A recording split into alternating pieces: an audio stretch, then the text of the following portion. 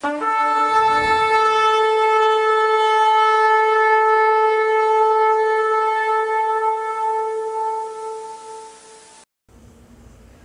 inaamin namin na kami makasalanan. Pakiulit ang sinabi ko. Inaamin namin na kami ay makasalanan. Humihingi po kami ng tawad sa aming mga naging kasalanan. Humihingi po kami ng tawad sa aming mga nakasalanan. Kailangan po namin ang iyong kapatawaran. Kailangan po namin ang inyong kapatawaran. Maraming salamat po at pinadala ninyo si Jesucristo na inyong anak para pagbayaran ang aming mga kasalanan.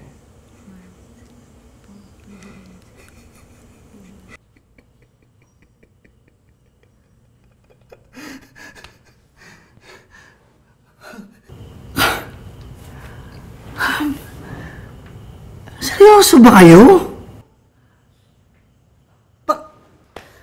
Baka nakakalimutan mo na ikaw ang nagturo sa akin ng walang Panginoon.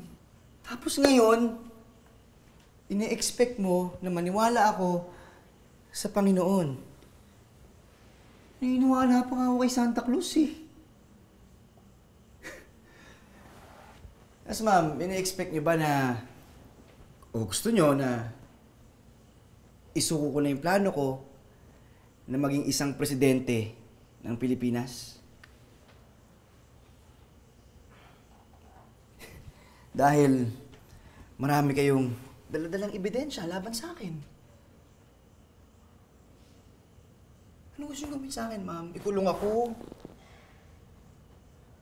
Tapos si Jojo gagawin yung whistleblower. Ma'am! Ano ba akala niyo sa akin? Hindi ko kaya to.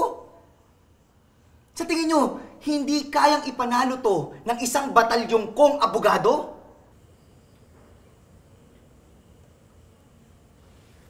Sige, sabihin na natin, ma'am. Totoo nga yung mga ito. Tapos papalabas ako sa TV.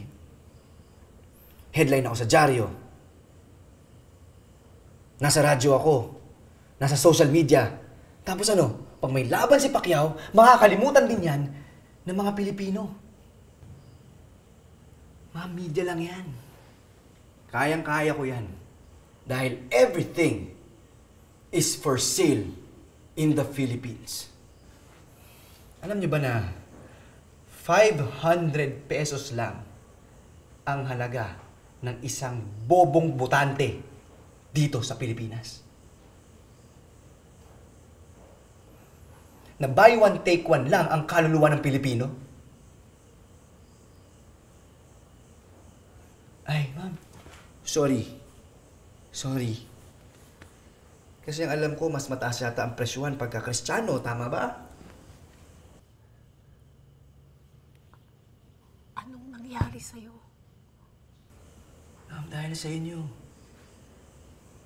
Nakakalimutan niyo na ba? You're my second mother.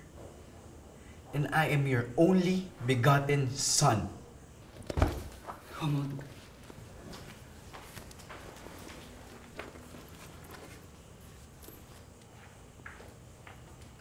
Umalis ka na? Iwan niyo na ako? Sige. Alis na kayo. Pare-pare kulang kayo ng mga wala akong kwentang magulang.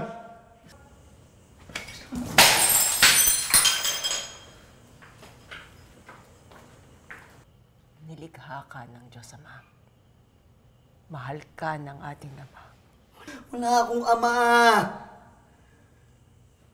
Ako ang lumikha sa sarili ko. Ano ang mapapakinabangan ng isang tao? Makamtan niya ang buong sanlibutan pero mawawala ang kanyang kaluluwa. Marcos 8:36 hanggang 37.